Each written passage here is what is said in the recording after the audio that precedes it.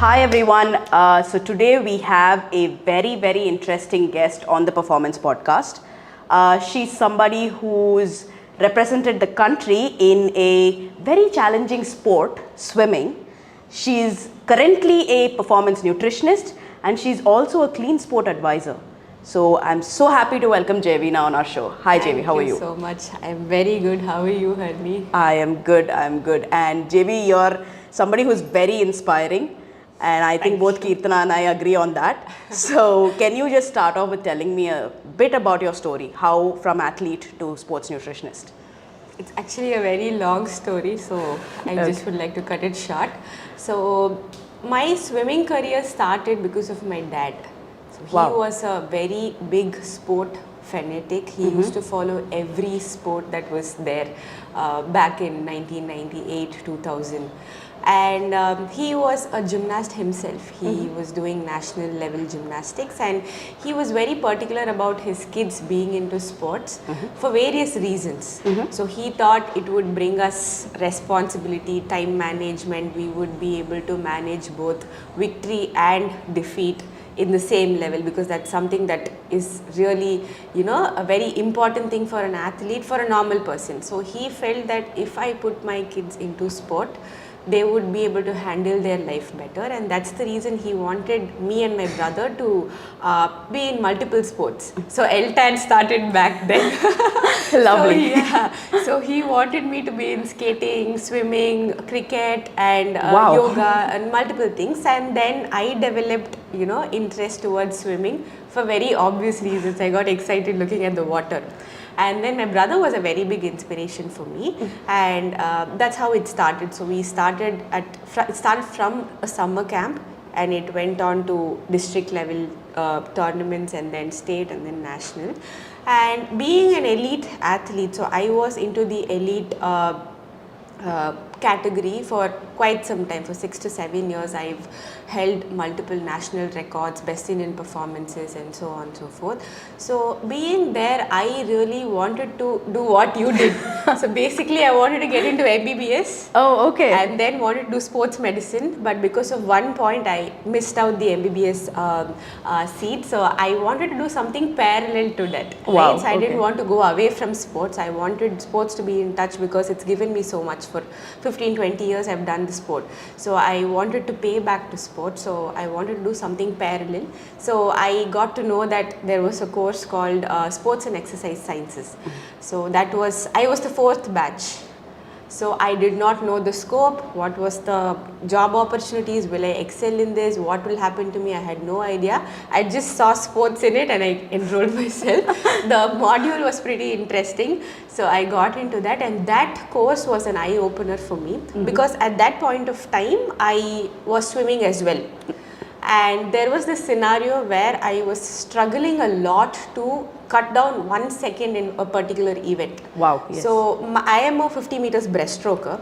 So I was doing 34 seconds for close to 7 years. I was struggling to cut down my timings. I did everything possible. I even went to Australia for 3 months to train. Wow. I was not able to move even 1 microsecond from my timing. So it was really frustrating, and side by side my course happened, Sports and Exercise Science, and that course was basically, it was very comprehensive. So we touched upon everything: strength and conditioning, sports psychology, sports physiology, biomechanics, sports coach, a lot of things, sports nutrition.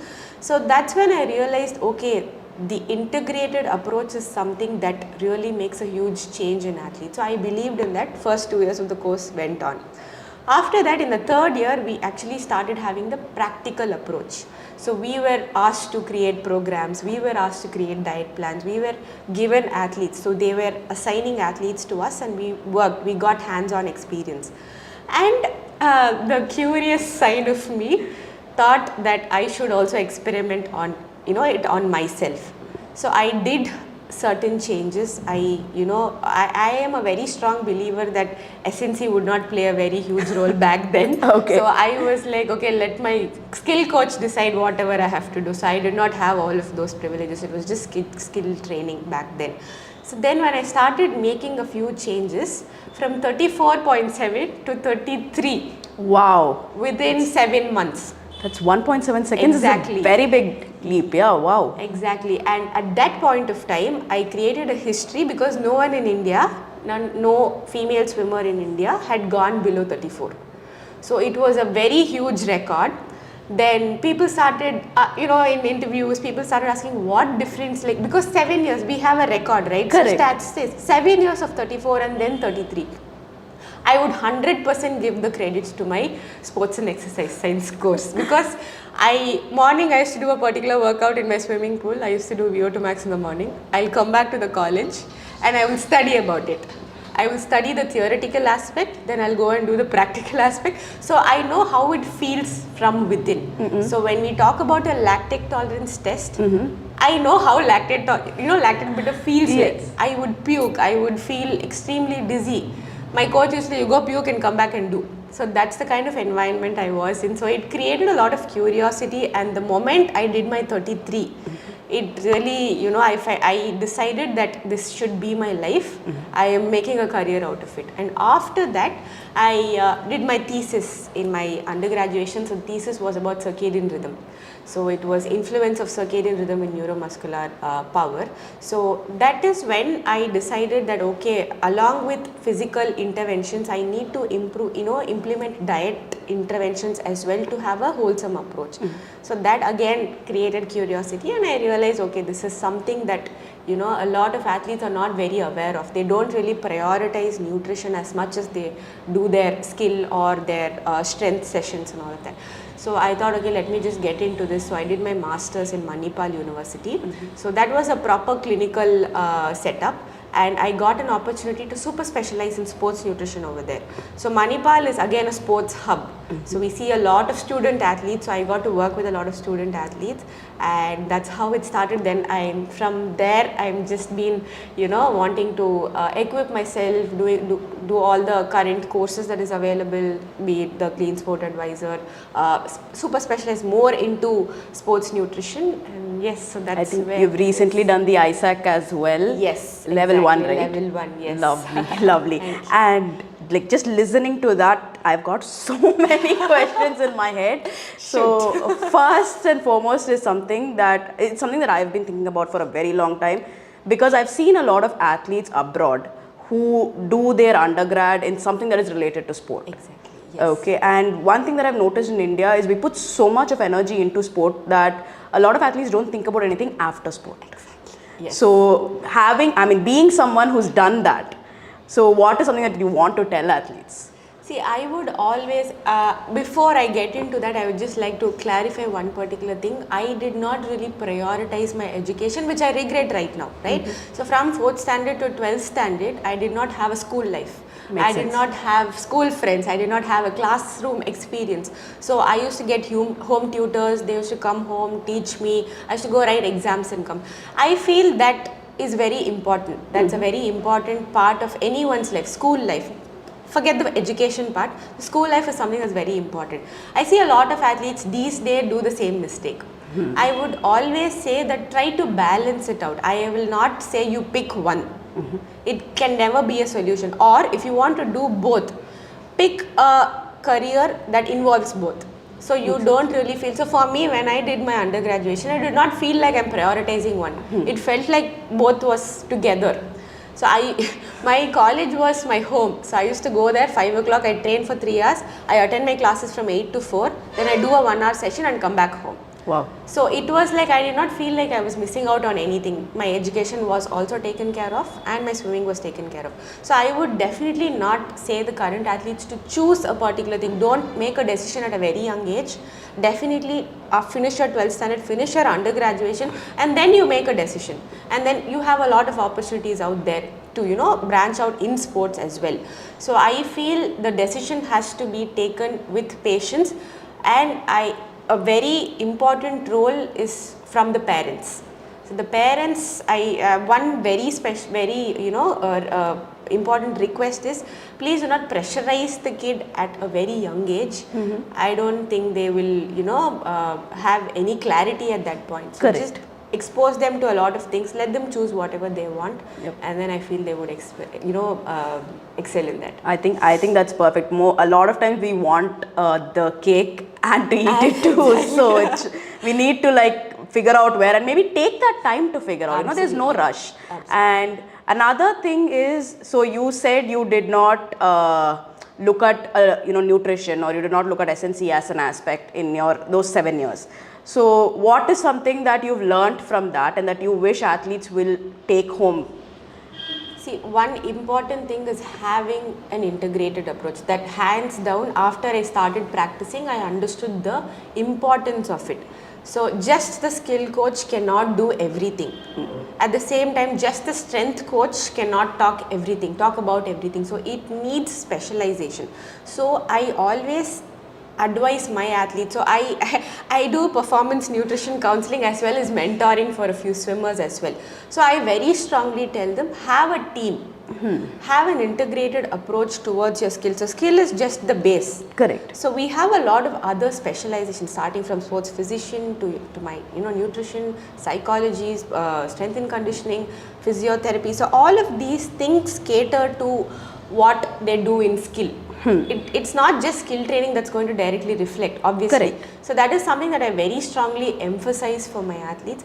Nutrition aspect, I would always ask my athletes to focus on the quality rather than the quantity, because any athlete who comes to me, they first, the way they talk, the way the counseling goes on, is they are extremely leaning towards the quantity aspect when it comes to food. So we have something called as food synergy. So we would have heard in corona times, we would have heard turmeric goes well with pepper. So without pepper, turmeric cannot do its job, right? So like that, when it comes to nutrition, we have a lot of food synergy. So I always focus on that. I ask my clients, even if you eat a little less quantity, I don't really care. But I want the food synergies, the food combinations to be in place, so that you don't get starved. At the same time, you get the nutrient profile, the entire nutrient profile. So that is the second thing that I would, really want my athletes to focus on right now. And third thing, stop obsessing over supplements. Food first approach always. And even if you're getting into the supplements, make sure that you are informed about what you're taking. Because these days I've seen a lot of athletes make mistake unknowingly. They don't take because friends are taking. Exactly, friends are taking, or they don't know if that particular product has a banned substance or no. Correct. So a lot of nutraceutical products, they do not undergo the batch testing. So that is these three things are some things that I would really emphasize on when my athletes come to me. That's so true. Like, something that even I have seen a lot is an athlete, or even say a general population person like myself, I don't think about going to a nutritionist unless I want to drop weight. Exactly. Or unless something's like really wrong with me. I've been diagnosed with something. Until that point of time, I don't really think about it. So it's always transformation oriented. Absolutely. Rather than lifestyle oriented, Yes. So from that perspective, especially for an athlete, how important is it for them to plan from day one? So we talk about LTAD, yes. But how important does nutrition play a role in that? It has a very huge impact. I am a person who very strongly believes in prevention than cure. So athletes often neglect the part that they are undergoing micro-trauma every day. People think that these days I feel all of them are aware about oxidative stress, correct, anti-inflammatory diet and all that, but people usually athletes usually neglect the fact that oxidative stress happens even after your training. How you fuel after that, how you focus on your active, passive recovery, how you focus on sleep determines how well you recover from the previous session. I think that part is predominantly neglected in athletes. They don't really feel that they need require the need of nutrition until they are injured, or until they have an important competition, they need supplement advice, they come to us. So this is something that needs to be worked from the foundational aspect. So I would say at a very young age you get started with, I'm not trying to promote nutritionists, but I'm trying to promote holistic nutrition. So you need to understand that you have that requirement from a very young age itself. From there you build a base, you work on your growth enhancement, you understand when is your peak growth velocity happens, and then you work on your performance enhancement. And when we look at performance enhancement, it's not just enhancing your performance, it has a lot of factors related to improving your sleep, improving your gut, how well you are pre-workout meals are articulated during workout, post-workouts, seasonal approach. So these are some things where athletes are not aware about. So people think that, okay, when I have my session, I eat a particular thing. When I don't have a particular session, I eat the same thing. Correct. So different days, different schedules. For example, when we say cricketers or swimmers, they have multiple sessions in a day. Two to three sessions in a day. So your fueling demands are different. 2 to 3 sessions are completely different from an off session. Correct. And your in-season requirement is completely different from an off-season. And here I would like to emphasize on the fact where multidisciplinary team comes in place. Right? So this is where we need to understand, okay, a person is entering an off-season, a particular athlete. So we talk to the strength coach, understanding what is the goal for that off-season. Correct. For a particular athlete, if they are saying hypertrophy is the goal, he cannot achieve that goal without me making that, the dietary changes. And I cannot achieve the goal without knowing what he does on the gym. Correct. Right? So these has to happen hand in hand, and it needs to be prioritized even before you have the problem. You cannot wait until you have the problem. I have a lot of athletes who are injured. When I take their history, they don't have any history of having healthier food, any history of having whole foods. Yes. So it's like just random, you see social media, you see you see your colleagues, you see your co-athletes, and then you take anything and everything that is available. You are not having something that's personalized for you. Correct. We have a very, I very strongly believe in targeted approach. So I have 2 cricketers, same body composition, same blood work, everything same, but I don't give the same diet to them. Their goals and their exactly. It is definitely different, and they're depending on their roles as well, right? So I think that awareness should be there for athletes to get started before you arrive to that problem, before you get a problem. So a lot of things can be ruled out over there. Absolutely. Right? And something else that I have seen, which surprises me that it comes from athletes, is a lot of body image issues. And I think as an MDT, we work a lot on that with the psychologist and everything. But then about aesthetic sports, like say swimming or gymnast or figure skating, how do we, get them to prioritize their nutritional needs over just what their figure needs to look like? Or is that hand in hand? See, that goes hand in hand. Again, here I need the help of my sports psychologist. Makes so sense. The athlete, they will definitely, in such sports, I feel a role of sports psychologists play a major role, right? So I would like to have a discussion with them to understand what mentally the athlete is going through, what would they be open to, right? So that it makes my job, I wouldn't say easier, but it will help me have a targeted approach, right? So in such situations, I would definitely focus on their comfort first. I would not say, oh, this is the calories you have to take and this is how much you were taking, which is not good. So we have something called as refeeding syndrome. Okay. Right? So we have eating disorder athletes as well, right? So we see that they take only 800 calories a day, but their requirement comes up to 2000 calories. Exactly. So next day they come to me, I point out saying that you take only 800 calories, so you have to take 2000 calories. That does not make me a good nutritionist. Yes. So I have to make sure that the transition happens smoothly. So if someone comes to me, my approach will be one thing at a time. So I give them one goal for a week. If in such situations, if he is a normal athlete, we do the normal approach, right? So in such scenarios where aesthetics is important, where the weight management is important, we should make sure that one habit at a time needs to be focused on, right?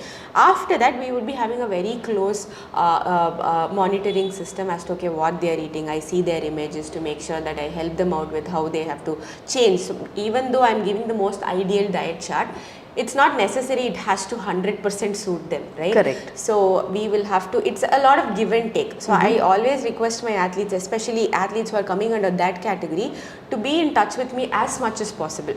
So don't wait for the follow-ups. Get back to me as and when you have a discomfort or you feel something is really making you feel very good, you want to explore more about it, you come to me, I'll help you out with that. I'll help you branch out those options, right? So this is the kind of approach I very strongly believe in such scenarios where we do one habit, one thing at a time per week.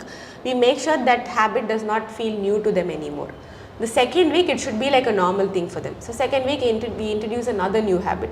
So it does not feel like, oh, I'm having too many things to change. It does not feel one day at a time for them. Exactly. So yeah.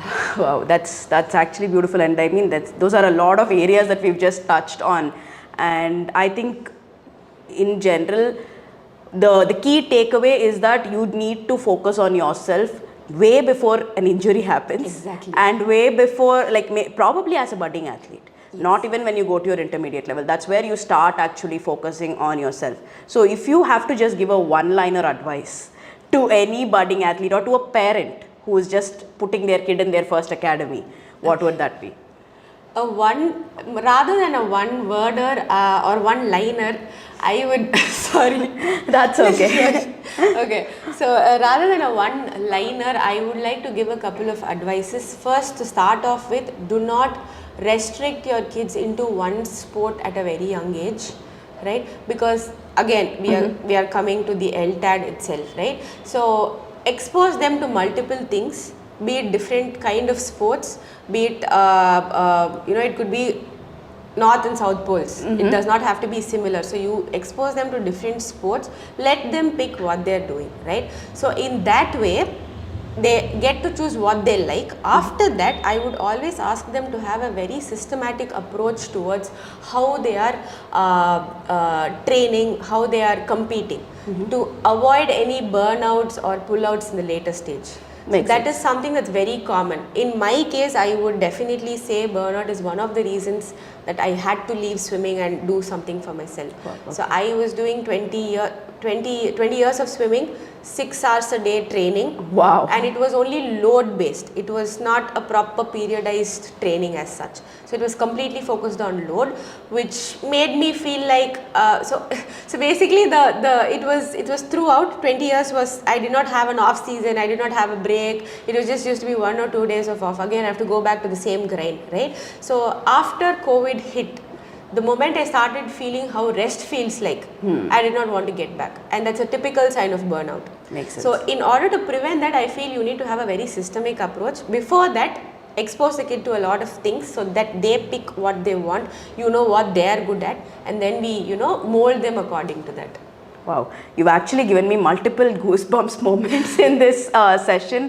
Once where you spoke about giving back to the sports community and about just that dedication for 20 years of just doing that grind again and again. I think that's what makes a great athlete. Absolutely. And luckily for us, a great nutritionist as well. So thank you so much for being on our podcast today. It means a lot. Thank you so much, Harini, for having me. I think it's my pleasure to be on the Performance podcast. Yes. So it was very nice and yeah. Thank you.